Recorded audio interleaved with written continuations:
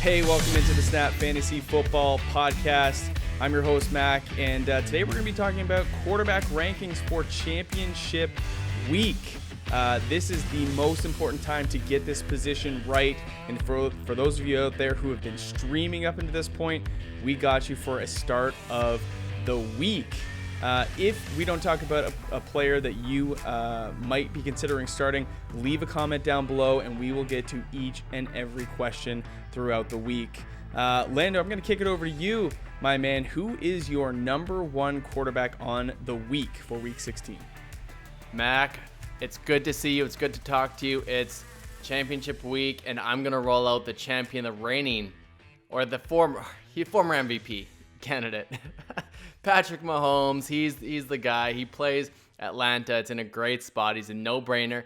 If you drafted Pat Mahomes this year, you're probably in your fantasy championship, and he's number one for me, no question, Mac.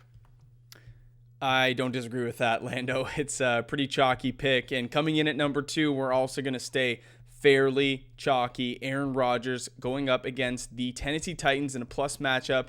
Titans are giving up the sixth most fantasy points to opposing quarterbacks and wide receivers. And look, Aaron Rodgers in the cold, not a factor, has over a 100 passer rating in degrees under 36 Fahrenheit. So A-Rod is going to do his thing. Roll him out with confidence. Green Bay Packers should roll in this one.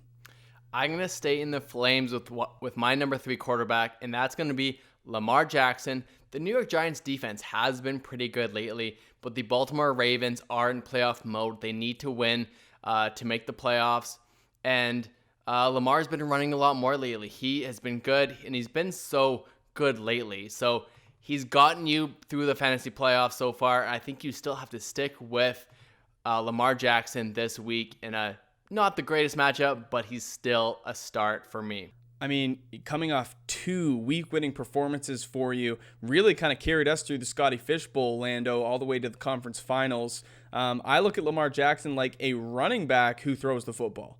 That's essentially what's happening right now. When we look at the New York Giants giving up the 13th most fantasy points to opposing running backs, I kind of like the prospects for Lamar Jackson.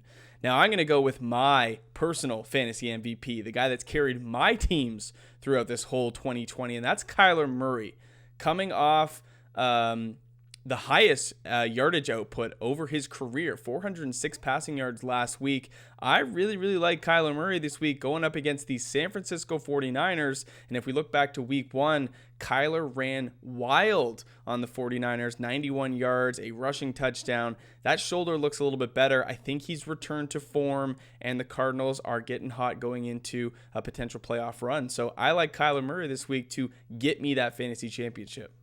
Before we get to the quarterback that we all need to talk about, I'll just mention 2 guys really quick that I like. Deshaun Watson and Justin Herbert. Both of those guys might not have their former number one wide receiver. We need to monitor Keenan Allen because that's going to really determine how high you want to have Justin Herbert. We saw that he was just fine with Keenan Limited, Tyron Johnson, Hunter Henry benefits, Austin Eckler. Jalen Guyton, yeah, all these guys, they're fine. Justin Herbert's a baller. You're probably going to start him. Deshaun Watson is also just a gamer. They play the Bengals. I think they're just auto starts for me, but we're getting lots of questions about these guys. They're my number 5 and 6 quarterback. But, Mac, I need to talk to you about the star of the show. Well, we're talking about you, Lando. Jalen Hurts, man. This is the spot that a lot of people are probably going to go towards to win them their ship. And can you do it? It's like, can you rely on a rookie to win you a fantasy championship? Well, some of you have been relying on Justin Herbert all year, and he has not disappointed. Really only one game where he's busted all year long. Jalen Hurts in 2.5 games, 647 passing yards, 5 passing touchdowns, 1 interception, 254 rushing yards, and a rushing touchdown.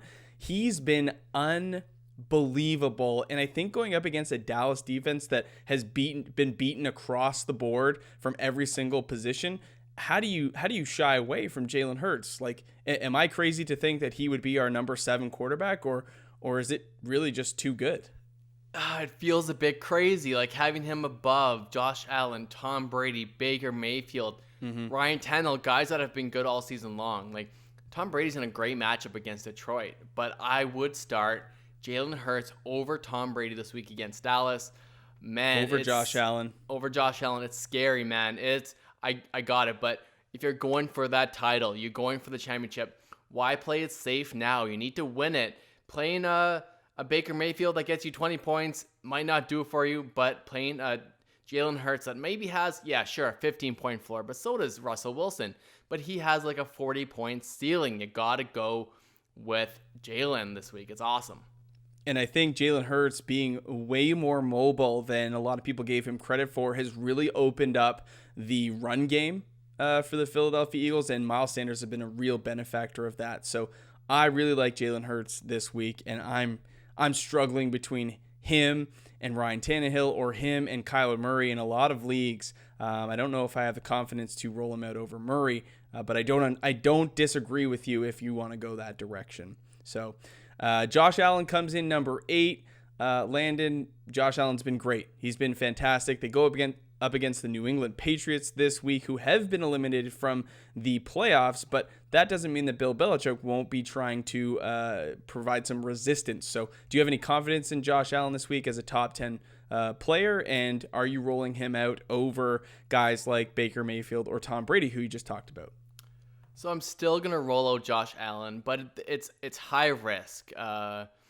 This past week against Denver, he was awesome. He won people matchups by himself, putting almost 36 points up, passing for 360 yards almost, 2 touchdowns. He ran for 2. Like, Josh Allen is a baller. I doubt anyone who has him is going to sit him, but I'm not going to have him that high in my rankings against New England. New England is just renowned and known for shutting down the best player on the field, and this is going to be Josh Allen this week. They're going to spy him. Now, the New England Patriots probably don't have Stephon Gilmore, which is big, but they definitely don't.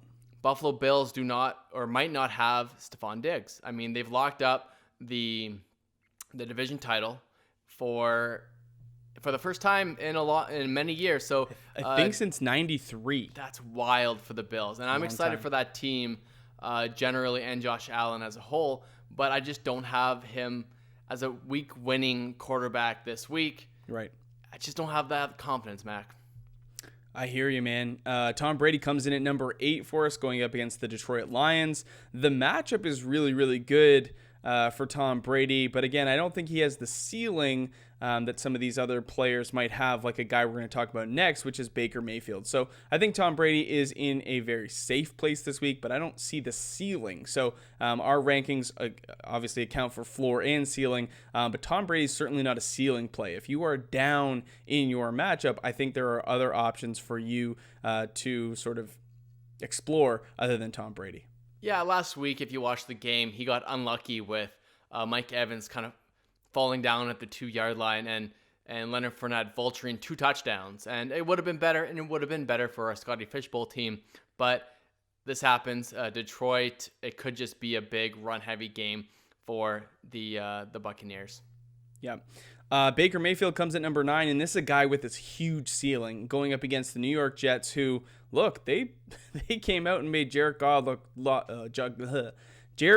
look really silly last week, but Baker Mayfield is getting a ton of protection. That offensive line is doing pretty much everything they can to give him ample time to throw, and he's been delivering strikes all over the field, getting everybody involved. And some guys we talked about in our starts of the week, this like Rashard Higgins, for example, is a guy that I really like if you were in a desperate spot at wide receiver. And I think everyone benefits from Baker Mayfield having tons of time in a really good game script. So I like Baker Mayfield for a huge ceiling play this week. I would roll him out over Tom Brady if I needed to. If we're going to down narrative street a little bit, I love players and quarterbacks that have faced tough matchups in consecutive weeks. Baker Mayfield played Baltimore and the New York Giants the past 2 games and has balled out.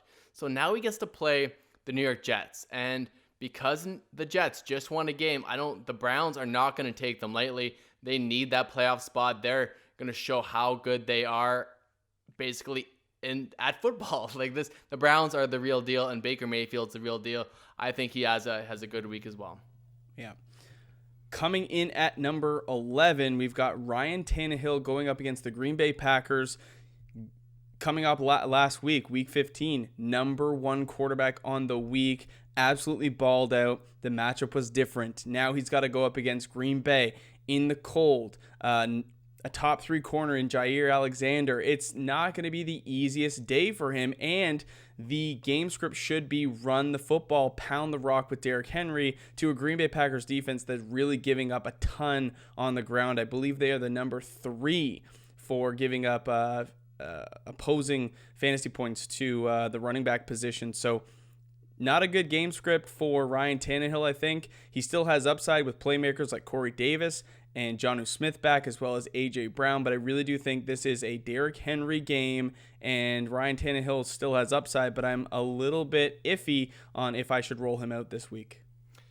One of the quarterbacks that we have to talk about, and that's Russell Wilson. He made our top 12, but it's not looking great for Russ. Generally speaking, I'm going to sit Russell down this week. He plays the LA Rams. It's a really tough defense. The Rams are going to come out firing, and they know how to contain Russell. He obviously still has upside, but his last 30-point performance was in week 7. He hasn't been that upside quarterback lately. They haven't let Russ cook, and they've been establishing the run more in Seattle than they have lately. I'm still playing probably the pass catchers. You're playing DK Metcalf. You might have to roll out Lockett in a flex play, but Russell Wilson just doesn't give you the ceiling that he used to anymore. It's hard not to rank Russell inside the top 12, but it's just not much confidence in Russell this week. Now, fringe plays here. Landon, how do you feel about Mitchell Trubisky? I can't believe we're here, but he's been good in his return, and I mean, David Montgomery, this game script is great for him. It's great for Allen Robinson. I think there's a lot of guys that can get involved here, and Trubisky's been half decent in his return as the Bears starter. Would you consider rolling out Mitchell Trubisky? Man, season on the line. Like, if I'm a super underdog in my championship, I would definitely roll out Mitch Trubisky. It's a plus matchup against Jacksonville. Jacksonville is not going to want to win this game. They want Trevor Lawrence on their team, and Mitch Trubisky is in a sneaky spot. I like it. I liked him last week too against Minnesota. I think he's even in a better spot against the Jaguars. I like it. I would play, like, maybe we'll have to move Mitch up a rank. It just feels super gross putting Trubisky ranked above Russell Wilson. I can't live in that world, but I will leave him right at 13, right outside the top 12. Listen, guys, really appreciate your input, your feedback. So, again, if there's somebody that you would like us to give you some advice on, leave those in the comment section below. As always, consider liking and subscribing to the channel. Really, really appreciate it. Good luck this week. We hope you get that W, that fantasy championship, and congrats to you for making to the finals once again. Keep your eyes out for our rankings videos for wide receiver, running back, and tight end, and we'll see you next week.